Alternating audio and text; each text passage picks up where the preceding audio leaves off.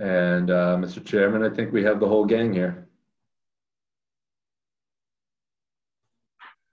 But you are muted.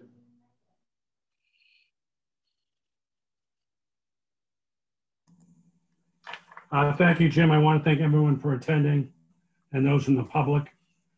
Just to inform the public, this will be our last totally Zoom meeting for the foreseeable future.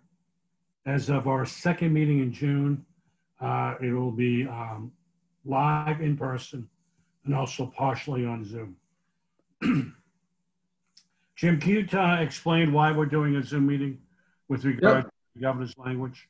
Yeah, and hopefully the last time I have to read it. Pursuant to Governor Baker's March 12, 2020 order suspending certain provisions of the open meeting law and the governor's March 15, 2020 order imposing strict limitation on the number of people that may gather in one place, the meeting will be via the Zoom online option. See information and instructions at the end of the agenda.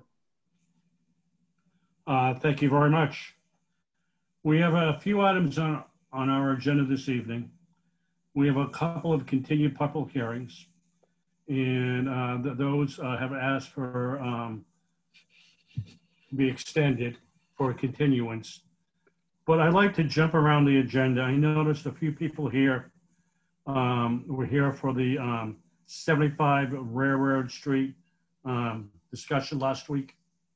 So I'd like to move that to the agenda first. Jim, can you give us an overview of where we stand now? Sure. So at the last meeting, just a reminder that the board has closed the hearing. So we are now closed to the public, though, you know, obviously the public can listen and it's still a public meeting. However, now it's the board's deliberation on the issues. At the last meeting, the board did ask for a draft decision. You have that in your package this evening. In addition, kind of going hand in hand with this is an approval not required plan that you also have in your package, and I'm happy to bring up on the screen again if you need it. So really it's a two-part this evening, going through that draft decision, any amendments that need to be made, and then lastly, if everything is okay and looks favorable, motion to accept either as drafted or as amended. And then secondarily, a motion to sign the A&R for 75 Railroad Street. Okay, Jim, can you give us an overview right now of the, have we all, first of all, had a chance to review the backlot special permit? I see a lot of heads being shaking. Can you give us an overview for the? Yep. Yeah, not a problem. So really, this is you guys deal with a lot of different kinds of permits. This one's pretty straightforward. The determinations go right down the bylaws to confirm that they're in compliance. And then secondarily, any conditions that may be made. At the last meeting, the board did discuss really two just kind of unique to this specific lot, and that being in the decision section C, number 2 and 3. Number 2 is prior to occupancy for the lot having reduced frontage. The applicant shall provide to the planning board a copy of the conveyance of parcel A to an abutting property, as discussed at the last meeting. And then number 3, prior to an occupancy permit for the lot having reduced frontage, the applicant shall provide the planning board with a copy of the driveway and utility easement that shall provide adequate access to lot 3. And obviously that needs to be provided to confirm that they truly have adequate access for lot 3. Everything else is rather boilerplate.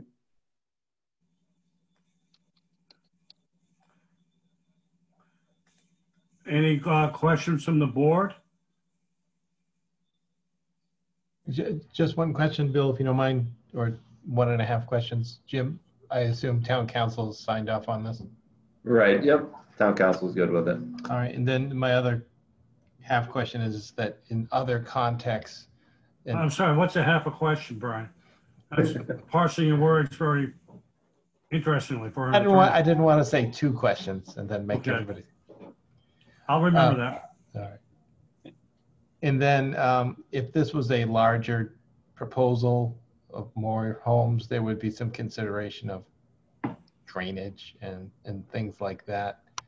Go ahead. Yep. You don't Yeah, have to- so drainage would be triggered if it wasn't essentially an approval not required plan. So right now they have the appropriate frontage by right to develop a single family home.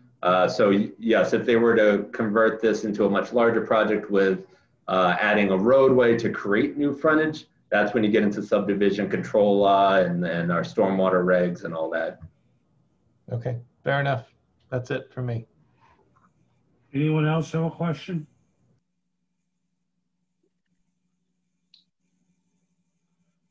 Bill, do you have anything you need to add? Not from me. Phil? Dennis? Nope, I'm good. Liz? No questions from me. Robert? I'm good, thank you. Then I would like to, I'd like to do two motions. The first is to entertain a motion to approve the Railroad Street backlot special permit decision, a favorable decision.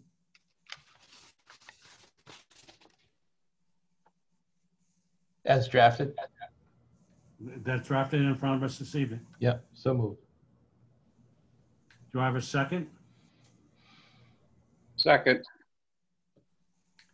We have a motion on the floor to approve the draft decision, favorable draft decision for Railroad Street backlog special permit decision. Any other discussion before I call for the vote? All in favor of the motion on the floor, please signify by saying aye. Aye. Aye. Opposed? That motion passes unanimously. Would also entertain a motion for the signing of the A&R for Railroad Street backlot special permit decision, favorable decision presented to us this evening. So moved. Do I have Second. a second? We have a motion on the floor. Just to clarify real quick, we're referring to the A&R, correct? The approval not The required. motion for the signing of the A&R. Thank you. Any discussion? All in favor of the motion to sign the A&R for the Railroad Street backlog special permit decision, favorable decision, please signify by saying aye. Aye. Aye. That motion passes unanimously. For those people here in attendance, for that, I want to thank you for attending. Feel free to stay for the remainder of the meeting. But again, thank you for your participation in this process. Much appreciated. Jim, getting back to our agenda, we have a continuation on the public hearing for the Red Mill definitive plan zoning bylaws article. Can you give us an update on this and where we stand? Absolutely. So it's, this has been an ongoing project for maybe about 8-9 months in front of the planning board. And obviously, as you know, it's been much longer of work between the developer and the town and town meeting to get the approved zoning. So we've been going through the process for quite some time now. We've narrowed down the concerns that were discussed. The peer review has had an opportunity to really hone in on some of the really specific concerns. You do have in your package the peer review, the latest peer review response, which really does narrow down the issues. And as you'll see, there's a number of different things that are kind of a laundry list of things that we've discussed to date. But at this point, we're down to really two specific basins now that the planning board has been looking at that needs a little bit of tweaking. And this tweak is based on DEP's definition of separation from the wetland jurisdiction and the basin itself. And as we talked about a little bit at the last meeting. And so that peer review came back late last week. I see the applicant is on tonight, Mike Dryden's there. And I know they are working towards finishing those tweaks. I believe Mike might have a few exhibits for you if you'd like, just to show you what those tweaks are needed. Aside from the basin kind of adjustments, really the peer review came back relatively clean. The only other item for the planning board consideration, I would say, is simply we had the peer review some time ago now look at some of the somewhat challenging lots that could be to see what truly we're talking about in terms of the challenges. And really what it came back was, yeah, we would have some areas of steep slopes, maybe a couple lots that would have retaining walls, but nothing that would be, above and beyond the building code. I've sat down with Tim Icardi, who's on the call today too, and I'm sure is happy to talk about it. But it actually, in my opinion, it might be favorable to the project, create that uniqueness that the board has been really talking about for some time now. This wouldn't be just a flat lot from end to end. It's going to create some rolling hills and some slopes where there may not have been originally. So really, at this point, I think we're in a really favorable position here. I know conservation has a couple more things to work through, but in terms of our review, I think there's just some small tweaks, unless anyone has anything else. Will the applicant give us an overview of what we're looking at for these minor tweaks? Mike, you're muted. Didn't quite hear you. Can you give us an overview of the minor tweaks? Sure, absolutely. Jim, if you want to give me permission to share my screen. Yeah, you should be all set. Okay. Can everyone see that? Great. So I think Jim summarized the peer review letter nicely. We do have things whittled down to just a few items. Jim mentioned 2 basins. There's really just one that is in question in terms of the offset to the wetland, and that's basin 2 right here. So let me just zoom in and show you what that looks like to give you a flavor. Literally, let me just back out. So this basin is at the end of Mill Street. Just to the lower left of this image is the end of the existing Mill Street right-of-way. This line in blue is the 50-foot buffer zone to the wetland, and literally this little red sliver here is all that we're talking about. So we just need to sort of reconfigure this basin a little bit to take that red portion out of the 50-foot. That's one of them. Going back to the map, there's Basin 5. I'm going to skip 4 for a moment. Basin 5 is in this location, just for orientation.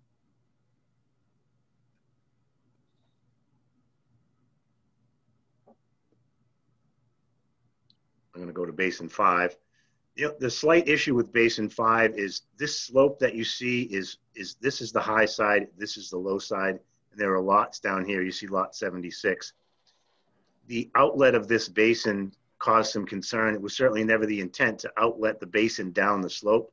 So what we're going to do is just provide a little bit more detail here. We're going to sort of rotate this pipe and outlet pad and make sure that we have a positive flow toward the wetland over here, and probably berm this up a little bit just to make sure, again, flow that comes out of Basin 5 doesn't make its way down this slope. And by the way, the flow that does exit Basin 5 is very minimal as it is. So one other basin right here, Basin 4, this just came up last evening with the commission. So let me zoom into that one. This again we consider to be a pretty straightforward solution. So this time we're talking about work in the riverfront. So the river is here. This first blue line is the first 100-foot riverfront area. The second blue line is the 200-foot riverfront area. The commission really has a problem with the yellow zone because it's within the first 100 feet. The reason we put this basin here, tough to see here, but there's an existing tree line. This is actually part of the gravel operation. So we thought it best to place the basin where the gravel operation was, and it would serve to stabilize that and would result in an improved condition. The commission feels like they probably want to get that area out and just move it over here so that the entire basin is outside of the 100-foot riparian zone. Now, what they've also asked us to do is to stake all of these areas in the field. They've scheduled a site walk for next Wednesday. So what I'm showing you right now on Basin 4 is not definitive yet. The commission's going to look at this and see if they agree with where we've cited the basin, or whether or not they want to actually move it to here. The problem we see is where the red is shown, that's mature woodland. So we didn't think it made sense to cut mature trees down just to get outside of the 100-foot riverfront area. So that's it. That's it in a nutshell. Those three basins, we can easily solve these minor issues. Thank you. You're welcome. Any questions from the board? Can I ask 1 3/4 questions, please? Jim, do we have? I didn't say yes. Oh, well, I'm assuming you're going to say yes. Yeah. Jim, do we have an opinion on that basin issue that was just addressed in terms of maintaining the mature trees, or is that entirely something that we don't want to wade into and let conservation figure out? Yeah, I mean, historically, we've allowed for conservation to really dictate within the riverfront. I mean, that's really their jurisdiction. You could certainly, you know, offer your opinion, and I can relay that to them. I agree. It would be a shame to disturb area that doesn't need to be disturbed. You know, I'll certainly be trying to attend that site walk too, and I can make your guys' opinion known if everyone agrees on that. Yeah, I mean, just speaking for myself, there's an existing hole already there. I'd much rather use that than cut down trees. You know, and if I don't want to place the applicant stuck in the middle, so it's, you know, whatever the collective wisdom is. But that would be my preference. It certainly may be that the commission, once they see the area in the field, they reach the same conclusion. So we'll just have to wait and see, I guess, what their position is next Wednesday. Okay. Dennis, any comments? Yeah, I have one. On the first one he showed us there by Mill Street, that red area, how wide a cut is that? How wide of a cut? Yeah. I would guess these are 6, that's about 10 feet.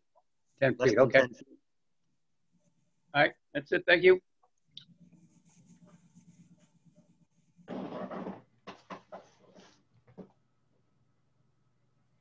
And there are some other minor comments in BSC Group's June 1st letter, but they're very minor in nature, as Jim has already stated. So I think we are in a good place. I think we can see the finish line. We still have to have this site walk and listen to any final comments that the commission may have as a result of that site walk. But I think we're finally getting close to the finish line. Phil, do you have any comments? No, I'm going to stay out of the conservation discussion, but certainly respect Brian's opinion and agree with it, but I'm going to stay out of that discussion. No other comments at this point. Thank you. Liz? I have no comments or questions. Thank you. Rob? Yeah, I have one quick question. Did DEP comment on the basin within the 100-foot riparian zone? Yes, DEP, they had a general comment as part of the riverfront area alternatives analysis. And the comment basically said the applicant should work to minimize, and I'm quoting, minimize and avoid work within the 200-foot riparian zone.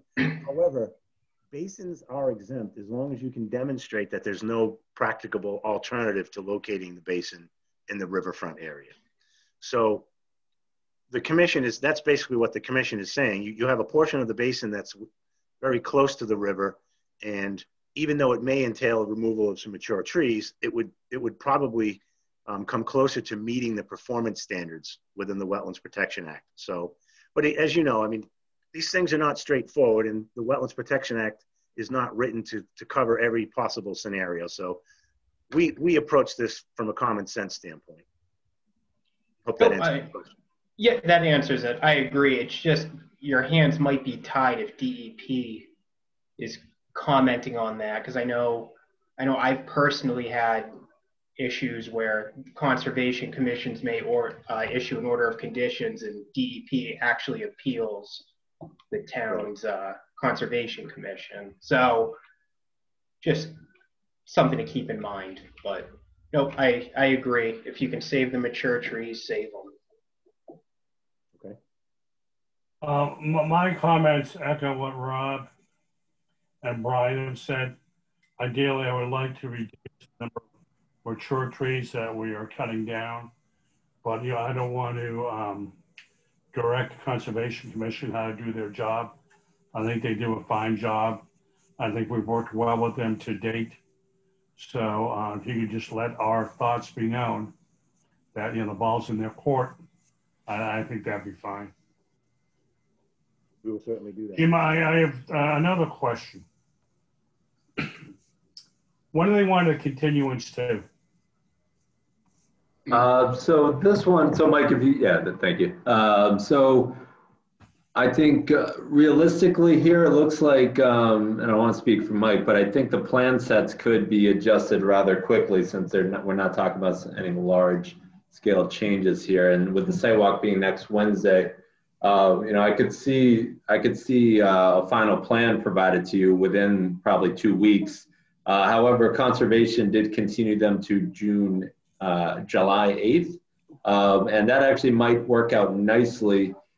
If the board has truly exhausted their review, you certainly could have a decision prepared and in front of you for the July, I believe it's 9th meeting that would incorporate anything that conservation needs between now and then.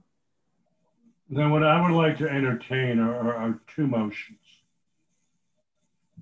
The first would be to provide a continuance to our first and only meeting in July. I'd like to have a motion made for that, to that effect in a second. It's actually July 8th, sorry. So moved. Do I have a second? Second. Second. We have a motion on the floor to continue the public hearing on Red Mill definitive plan. So our only meeting this July on July 8th. Any further discussion? All in favor of the continuance to our July meeting, please signify by saying aye. Aye. Aye. Aye. Opposed? That motion passes unanimously. The second decision, the second motion I'd like to entertain is a motion to have Jim draft a favorable decision based on the information we have available to us at this point in time to be presented to the board at our meeting on July 8th. So moved. Jim, before I finish that, is it feasible if something happens on July 7th that decision can be adapted quickly? Yeah, absolutely. I attend all the conservation meetings, so whatever, if there needs to be tweaks, we'll get something to you first thing in the morning. So then we have a motion, for a favorable draft decision on Red Mill to be presented to the board at our first July meeting.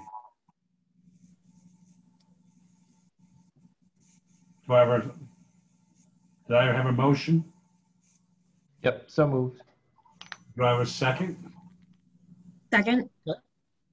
We motion the floor that has been seconded to draft a favorable decision for Red Mill to be presented to us at our July 8th meeting. Additional discussion? I'd like to call for the vote. All in favor, please signify by saying aye. Aye. Aye. Opposed? That motion passes unanimously. Do we need to extend any other dates? We'll take a peek at it.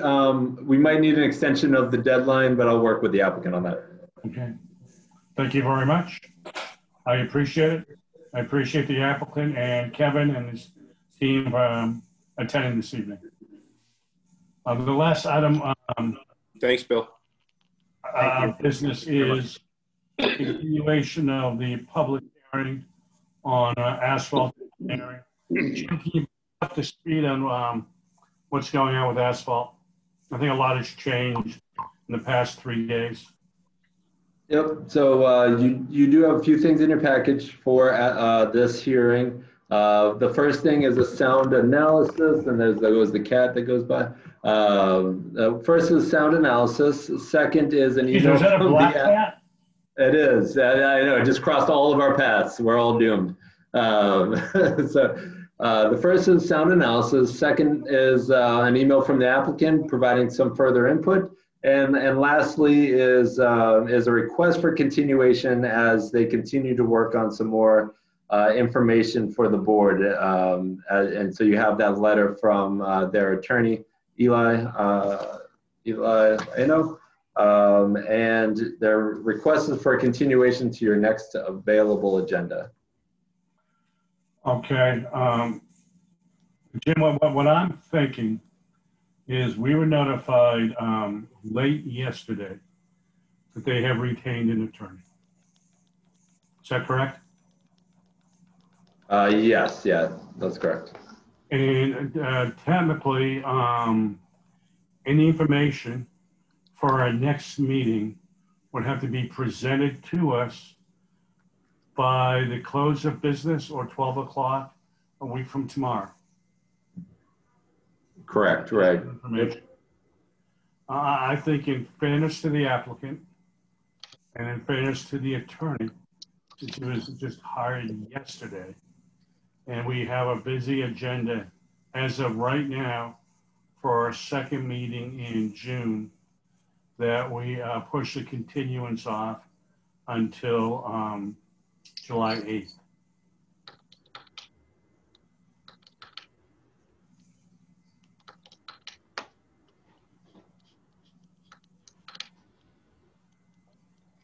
Jim, you feeling?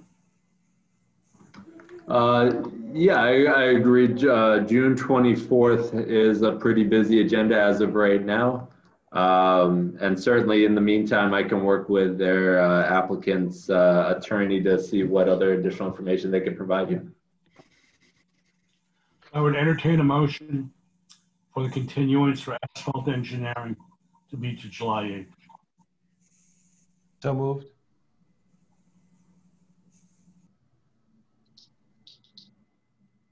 Second. Do I have a second? All in favor of the continuance for asphalt engineering until July 8th, please signify by saying aye. Aye. Aye. Aye. Aye. Opposed? Nay. So we have a 4-1 vote to move that to July 8th. Anyone abstaining? Jim, I think the next thing on the meeting is the signing of the minutes for May 27th. That's correct. Have we all had a chance to review the minutes for May 27th? Yeah. Do we have any additions or deletions?